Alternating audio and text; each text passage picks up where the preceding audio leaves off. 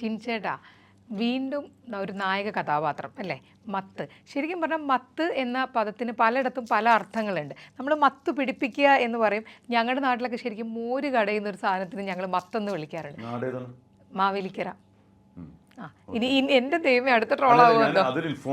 ശരിക്കും ഞങ്ങൾ മോരിങ്ങനെ നമ്മൾ കടയുന്ന സാധനത്തിന് മത്ത് എന്ന് പറയാറുണ്ട്. അപ്പം എന്താണ് ടിൻചേട്ടൻ കഥാപാത്രമാകുന്ന ഈ മത്ത് എന്താണ്? ഇത് പൊതുജനത്തിന് അറിയാവുന്ന മത്താണ്. മത്ത് പിടിച്ച് കിടക്കുക എന്ന് പറഞ്ഞാൽ എന്താ പറയണത്, ആ ഒരു സെൻസില്ലേ, അത് ഒരു ഭ്രാന്താണത്. ഒരു സൈക്കോ ഡ്രാമയാണ് ഈ സിനിമ എന്ന് പറയുമ്പോൾ.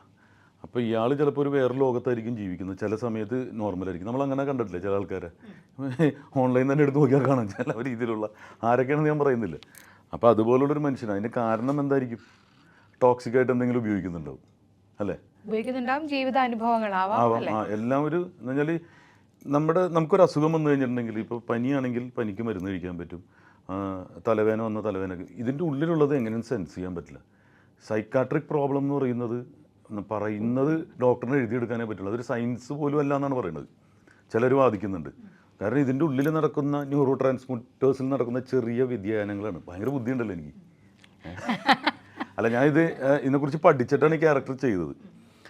അപ്പോൾ ഇപ്പം ജനങ്ങളെയും അതിലേക്ക് കൂട്ടിക്കൊണ്ടുപോവാണ്.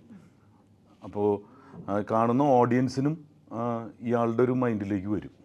ഇപ്പോൾ പഠിച്ചിട്ടാണ് ഈ കഥാപാത്രം ചെയ്തതെന്ന് പറഞ്ഞല്ലോ. അപ്പോൾ എന്തെങ്കിലും തീർച്ചയായിട്ടും നമ്മളെ എക്സൈറ്റ് ചെയ്യിപ്പിക്കുന്ന, ത്രില്ലടിപ്പിക്കുന്ന എന്തെങ്കിലും ഒരു കാരണം അതിനുള്ളത് കൊണ്ടായിരിക്കും നമ്മൾ പഠിച്ചൊരു കഥാപാത്രത്തിലേക്ക് വരിക എന്ന് പറഞ്ഞു. അപ്പം മത്തുമായിട്ട് ഇവർ ടിൻചേട്ടനിലേക്ക് വരുമ്പോൾ, കാരണം നായക കഥാപാത്രം എന്ന് പറയുമ്പോൾ നമ്മുടെ ഷോൾഡറിലായിരിക്കും അതിൻ്റെ ചുമതലകൾ മൊത്തം. അപ്പം എന്തായിരിക്കും ആ എക്സൈറ്റ് ചെയ്യിച്ചൊരു കാരണം എന്തായിരിക്കും? ഒന്ന്, എനിക്ക് പ്രൊമോഷൻ കിട്ടിയതാണ് ഈ നായകനിലേക്ക്. വേറൊരാളാണ് ചെയ്യേണ്ടിയിരുന്നത്. അപ്പോൾ ആരാന്ന് പറയുന്നില്ല, പക്ഷേ ചില കാരണങ്ങൾ കൊണ്ട് പറ്റിയില്ല. അപ്പോൾ ഇതിൻ്റെ രണ്ടാമത്തെ കഥാപാത്രം ചെയ്യേണ്ട ആളായിരുന്നു ഞാൻ. അപ്പോൾ ഈ ആദ്യത്തെ കഥാപാത്രം നമ്മൾ കൊതിച്ചുപോയി, മോഹിച്ചു. നമ്മൾ നമ്മുടെ ആഗ്രഹമുള്ളൊരു സ്ഥലത്തേക്ക് എത്തിക്കുന്നത്. അപ്പോൾ ഓട്ടോമാറ്റിക്കലി ഇത് എന്നിലേക്ക് വന്നു. എന്നാൽ പിന്നെ ആദ്യത്തെ ചെയ്താൽ എന്തായിരിക്കും എന്നുള്ള തീരുമാനത്തിൽ വന്നു. എപ്പോഴും ഒരു കലാകാരന് അവസരം കിട്ടിയാലേ പെർഫോം ചെയ്യാൻ പറ്റുള്ളൂ. അപ്പോൾ അവസരം കിട്ടിയപ്പോഴൊക്കെ ഞാൻ പെർഫോം ചെയ്തിട്ടുണ്ട്. അപ്പോൾ ആദ്യം രഞ്ജിത്ത് എന്ന് പറയുന്നൊരു സംവിധായകനാണ് എന്നെ യഥാർത്ഥത്തിൽ പ്ലേസ് ചെയ്തത്. അദ്ദേഹം ചെയ്ത 7ഓളം സിനിമകൾ കണ്ടിന്യൂസ് ആയിട്ട് ഉള്ള സിനിമകളിൽ ഞാനുണ്ട്. അത് കൈക്കൂലിയൊന്നും കൊടുത്തിട്ടല്ല, പുള്ളി തരുന്ന വേഷം വൃത്തിയായിട്ട് ചെയ്യും. ഞാനൊരു പ്രശ്നക്കാരനൊന്നുമല്ല. അതൊരു പ്ലാറ്റ്ഫോമായിരുന്നു. അപ്പോൾ ആ അവസരങ്ങൾ കൊണ്ട് എനിക്ക് ഇത്രയും കാലം സർവൈവ് ചെയ്യാൻ പറ്റി. പിന്നീട് മറ്റൊരു രഞ്ജിത്ത് വന്നു.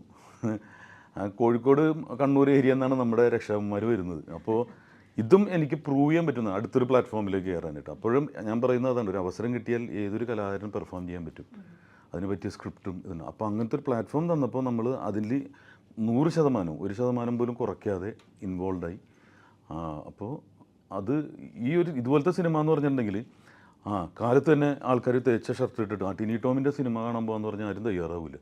സബ്ജക്റ്റിലുള്ളൊരു അട്രാക്ഷനിലേ ആൾക്കാർ വരുള്ളൂ അല്ലേ. അപ്പോൾ അത് ഞാൻ അത്ര വലിയ മൂല്യമുള്ള ഒരാളുമല്ല, ആർക്കും ഉപദ്രവമില്ലാതെ ജീവിക്കുന്ന ഒരാളാണ്. ഉപദ്രവമില്ലാന്ന് വിചാരിച്ചിട്ട് സഹതാപത്തിൽ ഈ സിനിമ ഒന്ന് കാണുകയും വേണ്ട. പക്ഷെ ഇതുവരെയായിട്ടും കാണാത്തൊരു ജോണർ. കാരണം ഇപ്പോൾ ഒരു ഒഴുക്കുണ്ട് സിനിമകളുടെ, ആ ഒരു ജോണറേ അല്ല. അങ്ങനെ വരുന്ന സിനിമകളാണ് ശ്രദ്ധിക്കപ്പെടുന്നത്. ഇപ്പോൾ ഒരു പടം ഇറങ്ങി കഴിയുമ്പോൾ അതിനെ ബേസ് ചെയ്തിട്ടായിരിക്കും ഇങ്ങനെ കുറേ പടങ്ങൾ വരുന്നത്. അത് ബ്രേക്ക് ചെയ്തിട്ട് വേറൊരു ജോണർ പ്രസൻറ്റ് ചെയ്യുകയാണ്. അപ്പോൾ അതെനിക്ക് പഠിക്കണമെന്ന് തോന്നി. അങ്ങനത്തെ ഒരു സബ്ജക്റ്റ് കിട്ടിയപ്പോൾ നന്നായിട്ട് പഠിച്ച് ചെയ്തില്ലെങ്കിൽ കാര്യമില്ല. നമുക്കൊരു അവസരം കിട്ടുന്ന ഒറ്റ തവണയേ കിട്ടുള്ളൂ. അത് പെർഫോം ചെയ്യുക എന്നുള്ളതാണ്. പിന്നെ ജനങ്ങൾ സ്വീകരിക്കാതിരിക്കുക അറിയില്ല. പക്ഷെ ഇതിൽ ഇറക്കിയിരിക്കുന്ന എല്ലാം ജനങ്ങളിപ്പോൾ സ്വീകരിച്ചു എന്നുള്ളൊരു പാട്ടാണെങ്കിലും. പിന്നെ ട്രെയിലർ ഇറങ്ങുമ്പോൾ അത് വിവാദമാകുന്ന ട്രെയിലറായിരിക്കും. അപ്പോൾ അങ്ങനത്തെ ഒരു ഏരിയ കിട്ടിയപ്പോൾ നമ്മൾ ചത്ത് പണിയെടുത്ത്.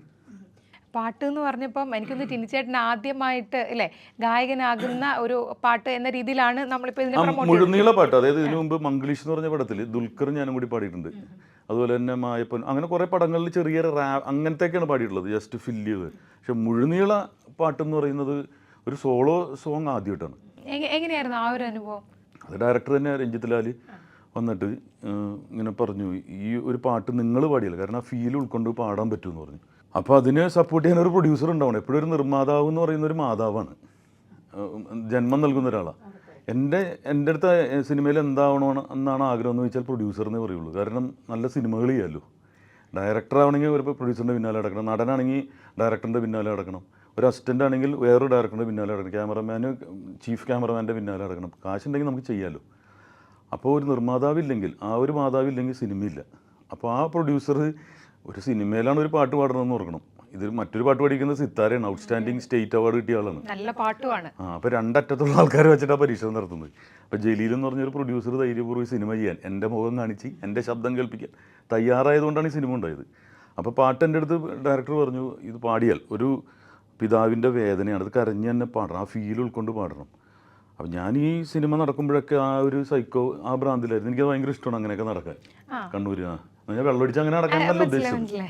അതായത് ഇപ്പൊ ചില കഥാപാത്രങ്ങളൊക്കെ കുറേ നടന്മാരും നടിമാരും പറഞ്ഞിട്ടുണ്ട്, ചില കഥാപാത്രങ്ങൾ നമ്മൾ ചെയ്തു കഴിഞ്ഞാൽ നമ്മളിൽ നിന്നും വിട്ടുപോകാത്ത ഒരു ഫീല് വിട്ടൊക്കെ പോയി. കൃത്യം കാശ് വന്നപ്പോൾ അത് വിട്ടങ്ങോട്ട് പോയി, അടുത്തേക്ക് പോകണ്ടേ, നമുക്ക് വിട്ടുപോയില്ലെങ്കിൽ അടുത്ത പടം. ഇന്റർവ്യൂല് പറയണം ഇനി അതിന്റെ പേരിലൊരു കാര്യം, അവർ കൃത്യം കാശ് കൊടുത്തിട്ടുണ്ട് ഈ സിനിമ. കൃത്യം കാശ് വന്നിട്ടുണ്ട്, കൂടുതൽ വന്നിട്ടുണ്ട്. അത് കൊള്ളാലോ. അപ്പൊ ആ പ്രൊഡ്യൂസറിനെ എല്ലാവരും ഒന്ന് നോട്ട് ചെയ്ത് വെച്ചു, കൂടുതൽ പൈസ കൊടുക്കുന്ന ആളാണ് എന്ന് പറഞ്ഞിട്ടുണ്ടെങ്കിൽ നമ്മൾക്ക് ഒരു പടം ചെയ്തിട്ട് അങ്ങനെ ഒരു വർഷം അങ്ങനെ നിൽക്കാൻ പറ്റില്ല, അടുത്തതിലേക്ക് പോകണം. മനസ്സിലായില്ലേ? കാര്യം എന്താണെന്നറിയാലോ, ലോൺ അടക്കണം. അതുകൊണ്ട് ആ ക്യാരക്ടറാണ് എൻ്റെ മനസ്സിൽ എന്ന് പറഞ്ഞാൽ അടുത്ത പടത്തിൽ ചെന്നിട്ട് അതേ ക്യാരക്ടർ ചെയ്ത് ഓടിച്ചിട്ട് തന്നെ. അല്ലെ, നമ്മുടെ ഉള്ളിൽ എന്തായാലും ഇപ്പൊ ഈ കഥാപാത്രത്തിന്റെ എന്തെങ്കിലും ഒരു അംശം ഉണ്ടായിരുന്നല്ലോ? ഉണ്ടായിരുന്നു. ഒന്ന് ഞാൻ പറയും, ഇപ്പൊ ഇന്ത്യൻ റുപ്പി എന്ന് പറഞ്ഞ സിനിമ ചെയ്യുമ്പോൾ തേച്ച ഷർട്ടും അതിട്ട് അതെൻ്റെ ഒരു സുഹൃത്തിൻ്റെ ഇതാണ്, ചേഷ്ടൽ അഡാപ്റ്റ് ചെയ്തിട്ടുണ്ട്. പക്ഷെ എപ്പോഴും ഇങ്ങനെ നടക്കണം. ഇതിലെന്ന് പറഞ്ഞാൽ കൂറയാണ്, അതുകൊണ്ട് ഫ്രീ ആണ്. നമ്മൾ എവിടെയെങ്കിലും പോയി ഇരിക്കാം, എവിടെയെങ്കിലും ഇതിൽ കംപ്ലീറ്റ് വലിയും കുടിയൊക്കെ തന്നെയാണ്. അപ്പോൾ അതൊക്കെ ചെയ്യാമെന്നുള്ളതല്ല അർത്ഥമാക്കുന്നത്. അതിലൂടെ ഉണ്ടാവുന്ന വിപത്താണ് ഇതിലൂടെ മനസ്സിലാക്കുന്നത്. എന്തായാലും പാട്ടിനെ കുറിച്ച് പറഞ്ഞ സ്ഥിതിക്ക് രണ്ടുപേരി പാടാതെ പാടുന്നതിന് കുഴപ്പമില്ല, പക്ഷെ അത് ഭയങ്കര റേഞ്ചുള്ള പാട്ടാണ്. ഞാൻ ആദ്യത്തെ രണ്ടുപേരി പാടിയേ പറ്റൂ. ഇത് ആദ്യം എനിക്ക് പാട്ട് അയച്ചു തന്നു, എൻ്റെ ട്യൂൺ അയച്ചു തന്നു. അതിൻ്റെ പിന്നിൽ ഒരു ചരിത്രമുണ്ട് കേട്ടോ, അതും ഭയങ്കര ഒരു അതൊരു സിനിമയാണ് ശരിക്കും. അപ്പോൾ ഈ പാട്ട് ഭയങ്കര റേഞ്ചിലുള്ളതാണ്. അപ്പോൾ വീട്ടിൽ ഇത് ആദ്യം പ്രാക്ടീസ് ചെയ്യണമല്ലോ, പ്രാക്ടീസ് ചെയ്തിട്ടാണല്ല സ്റ്റുഡിയോ പോകേണ്ടത്. അപ്പോൾ വീട്ടിലൊരു പൂച്ചയുണ്ട്, എന്ത് കേട്ടാലും പേടിക്കാത്ത പൂച്ചയാണ്. ഞാൻ ഈ പാട്ട് അങ്ങോട്ട് പാടിയിട്ട് വീടിൻ്റെ മുകളിലേക്ക് പോയിട്ട് 2 ദിവസം കഴിഞ്ഞാൽ തിരിച്ചു വന്നത്. അത്ര റേഞ്ചുള്ള പാട്ടാണ്. അപ്പോൾ വൈഫ് പറയും, ദയവേത് അവൾക്ക് ഏറ്റവും ഇഷ്ടമുള്ള പെറ്റായിട്ടുള്ളതാണ്. ഇത് വിളിച്ചിട്ട് വന്നില്ല, എന്നെ കാണുമ്പോൾ ഇങ്ങനെ പേടിച്ചിട്ടാണ് നോക്കണത്. പറഞ്ഞിട്ടുണ്ടെങ്കിൽ ഏതോ വേറെ ആളെ, അത്രയും ദിവസം എൻ്റെ അടുത്ത് വന്നിരുന്ന പൂച്ച എൻ്റെ അടുത്തിട്ട് അടുക്കുന്നില്ല, അത്ര റേഞ്ചാണത്. അപ്പോൾ അങ്ങനെ കീറി പൊളിച്ച് പാടാൻ പറ്റൂല്ലോ ഇവിടെ. ഓക്കെ, എന്നാൽ 2 വരി പാടാം. ഇത് ശരിക്കും ഒരു താരാട്ട് പാട്ട് തന്നെയാണ്. എൻ്റെ പൊന്നല്ലേ നീ അച്ഛൻ്റെ പൊന്നല്ലേ, പൊന്നുമോളല്ലേ നീ എൻ്റെ തങ്കക്കൂടമല്ലേ. പൊന്നിനാണ് പുകഴ്ത്തുന്ന വെച്ചിട്ട് അതേന്നുള്ള രീതിയിൽ. അപ്പോൾ ഈ പാട്ടിൻ്റെ പിന്നിലെന്ന് പറഞ്ഞാൽ ഈ സക്രിയ ബക്കളം എന്ന് പറഞ്ഞിട്ട് അദ്ദേഹം ഇന്നില്ല, ജീവിച്ചിരിപ്പില്ല. അദ്ദേഹത്തിന് കേൾക്കാനുള്ള ഒരു ഭാഗ്യം ഉണ്ടായില്ല. അദ്ദേഹത്തിൻ്റെ ഏറ്റവും വലിയ സ്വപ്നം ഒരിക്കൽ സിനിമയിൽ ഒരു പാട്ട് വരിക എന്നുള്ളത്. അദ്ദേഹം കണ്ണൂർ പോലത്തെ ഒരു ചെറിയ, കണ്ണൂർ വലിയ സ്ഥലമാണ്, പക്ഷെ ഒരു ചെറിയൊരു ഗ്രാമത്തിൽ ചെറിയ കൊയറും അങ്ങനെയുള്ള പരിപാടികൾ, നാടകത്തിനൊക്കെ മ്യൂസിക് ചെയ്തുകൊണ്ട് നടന്ന ഒരാളാണ്. അപ്പോൾ ഇതിൻ്റെ ഡയറക്ടറായിട്ടുള്ള രഞ്ജിത്ത് ലാലിൻ്റെ വീട്ടിലേക്ക് താമസിച്ചിട്ട് ഇതിൻ്റെ ഡയറക്ടർ എന്ന് പറയുന്നത് ഒരു നടനായിരുന്നു, ബെസ്റ്റ് ആക്ടറായിരുന്നു. അപ്പോൾ എനിക്ക് അഭിനയം അധികം മനസ്സിലായില്ല, ട്രെയിനിങ് തരാൻ എനിക്ക് ഒരാളുണ്ടായിരുന്നു, എങ്ങനെ അഭിനയിച്ച് കാണിച്ചു തരുമല്ലോ. അപ്പോൾ ഈ അങ്ങനെ ഒരു കടൽ തീരത്തെന്ന് പറഞ്ഞൊരു നാടകത്തിന് വേണ്ടി കമ്പോസ് ചെയ്തൊരു പാട്ട് ആദ്യമായിട്ട് പുറത്തേക്ക് ജനങ്ങളറിയാണ്. അതൊരു വലിയ പുണ്യമാണ്. കാരണം ഞാനൊക്കെ ആഗ്രഹം കൊണ്ട് സിനിമയിൽ എത്തുന്നതും ആഗ്രഹം കൊണ്ട് പാട്ട് പാടുന്നതാണ്. യഥാർത്ഥത്തിൽ റോ ആയിട്ടുള്ള കുറേ കലാകാരന്മാർ അറിയപ്പെടാതെ പോകുന്നുണ്ട്. അതുകൊണ്ടാണ് നമ്മൾ ഈ കോമഡി ഉത്സവത്തിലൊക്കെ ഒരുപാട് കൈപിടിച്ചുകൊണ്ടിരുന്നത്. അപ്പം ഞാൻ സിനിമയിൽ എത്തിയപ്പോൾ തന്നെ എനിക്ക് ആ ഒരു വാക്ക് കിട്ടിയിരുന്നു. അത് പ്രാഞ്ചിയേട്ടിൽ പറയുന്നുണ്ട്, സ്വർണം കൊണ്ട് ഗോപുരം പണിയുന്നവരല്ല, ഒരാൾ ജീവിതത്തിലേക്ക് കൈപിടിച്ച് നടത്തുന്നവനാണ് പുണ്യം എന്ന് പറഞ്ഞു. അപ്പോൾ ഞാൻ രഞ്ജിത്ത് എന്ന് പറഞ്ഞാൽ അതിലെ സംവിധായകൻ്റെ അടുത്ത് ചോദിച്ചു, എന്തുകൊണ്ടാണ് അങ്ങനെ ഒരു വാക്ക് എഴുതിയത്. അപ്പോൾ പറഞ്ഞു, ദൈവത്തിന് അമ്പലവും പള്ളിയൊക്കെ ആവശ്യത്തിനുണ്ട്, വീണ്ടും പള്ളിയും ഇതൊന്നും ദൈവത്തിന് വേണ്ട, ദൈവം വീടില്ലാതെ ജീവിക്കണമല്ലോ, ദൈവം നമുക്ക് വീട് വെച്ച് തരുന്ന ഒരാളാണ്. അപ്പോൾ ഒരാളെ കൈപിടിച്ചു കൊണ്ടുവരിക എന്നുള്ളതാണ് പുണ്യം എന്ന് പറഞ്ഞു. അപ്പോൾ സിനിമയിലാണോ ഞാൻ പ്രവർത്തിക്കുന്ന മേഖലയിൽ അത് ഈ ഡയറക്ടർ ചെയ്തിട്ടുണ്ട്, അത് ഏറ്റവും വലിയ പുണ്യമാണ്. കാരണം എനിക്ക് തോന്നുന്നു നമ്മുടെ ലോകത്തിൽ തന്നെ 90% ആൾക്കാരും ആഗ്രഹിക്കുന്ന ഒരു പ്ലാറ്റ്ഫോമാണ് സിനിമ. അത് ഏത് ഭാഷ ആയിക്കോട്ടെ, ഏത് രാജ്യത്തായിക്കോട്ടെ. കാരണം എല്ലാവർക്കും ഒരു സിനിമയിലെങ്കിലും അല്ലേ മുഖം കാണിക്കാൻ പറ്റിയിരുന്നെങ്കിൽ എന്ന് ആഗ്രഹിക്കുന്നവരാണ് നമുക്ക് ചുറ്റുമുള്ള, അല്ലെങ്കിൽ നമ്മൾ തന്നെ എല്ലാവരും. അപ്പം അങ്ങനെ ഒരു ഭാഗ്യമാണ് അല്ലേ ടിനി ചേട്ടാ? അത് ഭയങ്കര ഭാഗ്യം മാത്രമല്ല, നന്നായിട്ട് ഇപ്പോൾ ആദ്യത്തെ ഒരു ഗാനം സിത്താരയാണ് പാടിയിരിക്കുന്നത്, റെയ്ഷ് മെർലിൻ എന്ന് പറഞ്ഞ പയ്യനാണ് ചെയ്തിരിക്കുന്നത്. അപ്പോൾ ഇതും മഞ്ജുവിനെ ഞാൻ കേൾപ്പിച്ചു, മഞ്ജു വാര്യരെ കേൾപ്പിച്ചു. എന്നിട്ട് ഇഷ്ടമുണ്ടെങ്കിൽ അത് നല്ലതാണെങ്കിൽ മാത്രം ചെയ്യാന്ന് പറഞ്ഞ് ഇപ്പോഴും കിടക്കുന്നത് അതാണ്, ഫസ്റ്റ് കിടക്കുന്നത് മഞ്ജുവിന്റെ ചേച്ചിയുടെ അത്രയ്ക്ക് ഇഷ്ടമായി. ഇപ്പൊ ഇതിലൊരു അച്ഛനും മകളും തമ്മിലുള്ള ഒരു ആ പാട്ടിൽ നമ്മൾ കാണുന്നത് അങ്ങനെയാണ്. ഈ സിനിമയും അതിനെ ബേസ് ചെയ്ത് തന്നെ ഒരു കഥയാണെന്ന് വിചാരിക്കുന്നു. കാരണം നിങ്ങളിപ്പോ പറഞ്ഞ പോലെ തന്നെ ട്രെയിലർ നമ്മൾ അധികം കാര്യങ്ങൾ കണ്ടിട്ടില്ല, ഭയങ്കര സസ്പെൻസ് ആക്കി വെച്ചിരിക്കുകയാണ്. അപ്പം ചേട്ടന് മകനാണുള്ളത്. എങ്ങനെയായിരുന്നു ഈ ഒരു അഭിനയത്തിൽ ആ മകളുമായിട്ടുള്ളൊരു? എൻ്റെ മകൻ എന്ന് പറഞ്ഞാൽ ഒന്ന് പറഞ്ഞിട്ടുണ്ടെങ്കിൽ രണ്ടെണ്ണം തിരിച്ചു പറയുന്നതാണ്. ടിനിന്നൊക്കെ വീട്ടിൽ വിളിക്കുന്ന. അല്ല, ഞാൻ ഇവനൊക്കെ പ്രോഗ്രാമിന് കൊണ്ടുപോയിരുന്നു. ഒരു സ്ഥലത്തേ കൊണ്ടുപോയുള്ളൂ.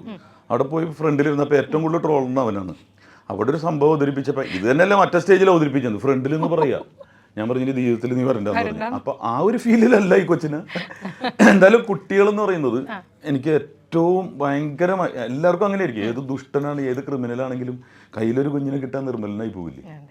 അപ്പോൾ അത് എൻ്റെ മോനെ കുഞ്ഞിലെ വളർത്തി പെട്ടെന്ന് എനിക്ക് ആ കുട്ടിക്കാലം നഷ്ടപ്പെട്ടു പോയി. ഇപ്പം മീശയൊക്കെ വെച്ചിട്ട് എൻ്റെ മുന്നിൽ വന്ന് നിൽക്കുമ്പോൾ എനിക്ക് നഷ്ടപ്പെട്ടു പോയല്ലോ തോന്നിയത്. പക്ഷെ എല്ലാവരിലും ആ അച്ഛൻ കിടപ്പുണ്ടോ പഴയ. അതും നമ്മളിത് ഷൂട്ട് ചെയ്യുമ്പോഴും ആ വേറെങ്ങും പോകുന്നില്ലല്ലോ, അവിടെ തന്നെ നിൽക്കുമ്പോൾ ഒരു മകളോടുള്ള വാത്സല്യം ആ കൊച്ചിൻ്റെ ഇതും ഫീൽ ചെയ്ത് പാടാൻ പറ്റി. ഇതും ഈ പാട്ട് ഇതുപോലെ തന്നെ വിനീത് ശ്രീനിവാസനാണ് അയച്ചു കൊടുത്തത്. അപ്പോൾ കാരണം ഒരു സിനിമാ താരമാണെങ്കിൽ അത്ര സെൻസ് ചെയ്യൂല ഒരു പാട്ട്. വിനീത് എന്ന് പറഞ്ഞാൽ വിനീതിൻ്റെ സിനിമകൾ മാത്രം പ്രൊമോട്ട് ചെയ്യുന്നതും അദ്ദേഹത്തിൻ്റെതായ ലോകത്ത് ജീവിക്കുന്ന ആൾ അറിയാമല്ലോ. അപ്പം ഒരു സിനിമയിൽ അഭിനയിക്കാൻ പോകുന്നത് തന്നെ വളരെ വിരളമായിട്ടാണ്. അതെ, വിനീതിനെ ഭയങ്കര പാടാണ് റീച്ച് ചെയ്യാൻ നോർമലി എല്ലാവരും പറയാറുണ്ട്. അപ്പൊ ഇപ്പൊ ധ്യാനെ ഞാൻ അടുത്ത് കാണിച്ചു കൊടുത്തു. ഞാൻ പറഞ്ഞു അനിയന്റെ പടം പോലും പ്രൊമോട്ട് ചെയ്യാറില്ല പുള്ളി. അപ്പൊ ധ്യാനം ഞാൻ കൂടി അഭിനയിച്ചപ്പോൾ ദേ ചേട്ടനാണ് ചെയ്യണം എന്ന് പറഞ്ഞു. അപ്പൊ പുള്ളി ആണോ, വിശ്വസിക്കാൻ പറ്റണല്ലോ. വിനീതിൻ്റെയും പേജിൽ ഫസ്റ്റ് കിടക്കുന്നത് ഞാൻ പാടിയ പാട്ടാണ്. അപ്പോൾ അതൊക്കെ അപ്പം തന്നെ എനിക്ക് വലിയ അവാർഡ് കിട്ടിയതിന് തുല്യമാണ്. അല്ലേ, കാരണം ഉറപ്പായിട്ടും അത് കേൾക്കുമ്പോൾ തന്നെ നമുക്ക്, ഞാൻ ഇൻ്റർവ്യൂ ചെയ്യുന്നതിന് മുന്നേ ആ പാട്ട് കേട്ട് കണ്ടിട്ടാണല്ലോ നമ്മൾ വരിക. അപ്പോൾ ഭയങ്കര ഒരു ഫീൽ, ഇപ്പം എനിക്കും കുട്ടികളുണ്ട്, അപ്പോൾ നമുക്ക് ആ ഒരു നമുക്കത് ഫീൽ ചെയ്യുന്ന പോലെ അത്ര മനോഹരം. അതുപോലെ സിത്തു പാടിയ പാട്ടും ഭയങ്കര നല്ല രണ്ട് പാട്ടുകളാണ്. അപ്പോൾ ട്രെയിലറിന് വേണ്ടിയും സിനിമയിൽ നിങ്ങൾ ഒളിപ്പിച്ച് വെച്ചിരിക്കുന്നത് അത് എന്താണെന്നറിയാൻ നമ്മളും ഭയങ്കര എക്സൈറ്റഡ് ആണ്.